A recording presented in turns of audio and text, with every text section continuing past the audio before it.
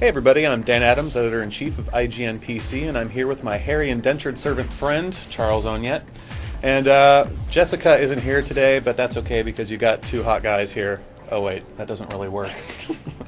Anyway, we're going to look at some good stuff. What do we got first, Charles? Well, first off, thank you for that awesome intro, Dan. It really makes me feel great about myself. And also, we've got some footage from Shivering Isles, the expansion for Xbox 360 and PC for, of course, Oblivion, last year's huge RPG.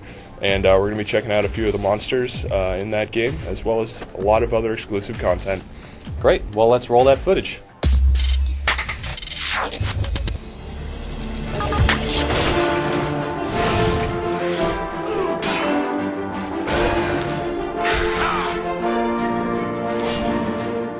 We're going to be looking at some creatures from Elder Scrolls 4 Shivering Isles, which is the expansion to Elder Scrolls 4 Oblivion. So first up we have one of the new Atronachs, which is called the Flesh Atronach. This guy looks like he's kind of been sewn together with various parts, so he's pretty disgusting. I'm sort of wondering if they'll be more powerful than the Frost or other Atronach varieties of Oblivion. They certainly look more interesting to fight since they're jumping around so much, and it's kind of hard to just stay back and blast magic at them. Whoa! There goes the leg in the air. The old high kick. But yeah, these guys were a real pain in the ass in Oblivion, at least until you got higher level and could slaughter everything. But you mean just the Atronachs in general? Yeah, just like the Frost and other varieties. One of the general advantages this guy has is that he's immune to poison and is somewhat resistant to fire and magic. So what do we have here, Charles? So here you're looking at the Shambles, which is a headless sort of skeleton, it seems, with really big, like, shoulder wings or something like that. Collarbones, whatever. And a glowing torso, which is apparently a frost attack. Yes. These skeletons obviously have some differences. You know, the upper torso is quite a bit bigger, but they look a little tougher and definitely aren't human, it doesn't look like. Yeah, it's a little more menacing, a skeleton. Apparently he's resistant to paralysis and poison, resistant to frost, and can breathe underwater, amazingly. Considering he has no face. Yeah, he doesn't have a head, so I don't know he's going to pull off that water-breathing thing anyway. He has very large collarbones, though. And he does shamble, so that's a good name for him. Yeah, I guess that's appropriate. He looks like a skeleton sort of creature. Here we've got a tree-like enemy known as a Gnarl. They've got a bunch of magic absorption abilities and that sort of thing. Wow, that's nice. Yeah, although that guy didn't really seem to absorb that magic right there very well. He absorbed a lot of it and then died.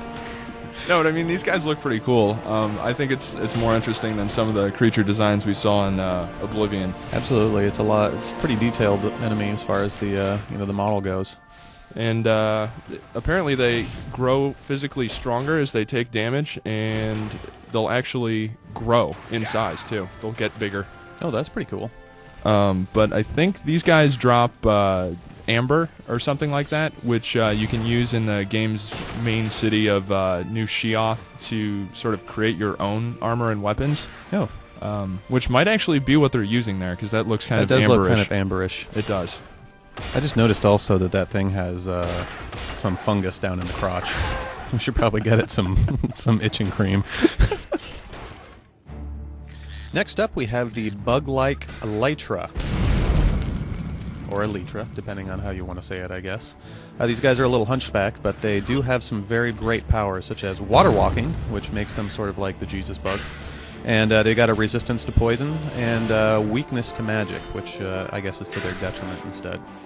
So they have a once-a-day melee attack that'll damage your health 1 point for 100 seconds. Oh, that doesn't sound pleasant. No, although 1 point really isn't that much. But per second. It depends on how fast you kill them, I guess. If you get up against the really tough ones, then you could be in trouble. But, I mean, it's nice to see these guys in the game, because, again, they look different from a lot of the stuff in Oblivion. And actually, it sort of brings up images of Morrowind more than anything, I think. Yeah, same with the environment also. It's very Morrowind-ish environment.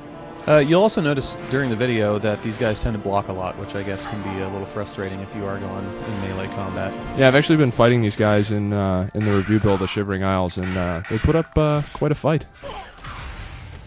And last but not least, we have the Grummite. This guy is resistant to frost and has a water-breathing ability, but probably even more important than that is the fact that they regain life as they stand in water. These guys also have types that are archers and spellcasters, so you have to look out for some range attacks, though most of them seem to use melee. Yeah, and horseshoe crab shields. Horseshoe crab shields are pretty cool. Like every other enemy in the game, they sort of have a number of different levels that they'll appear as you get more powerful. They'll upgrade as well. They like to open their mouths very wide. Apparently. And scream at you. I was fighting these guys a little bit while playing this game, and they're kind of a pain in the ass because they hit you with these status effects that drain your strength or personality. Also, these guys will drop Madness ore, which you can use to craft some of the new weapons in the game. And the Madness armor sets look really cool because they all have screaming metal faces in them, like the chest piece and the shield, and even the greaves. Which go on your upper legs, have little screaming kneecaps on them. So it's worth taking these guys out to try and get some of that ore. Cool.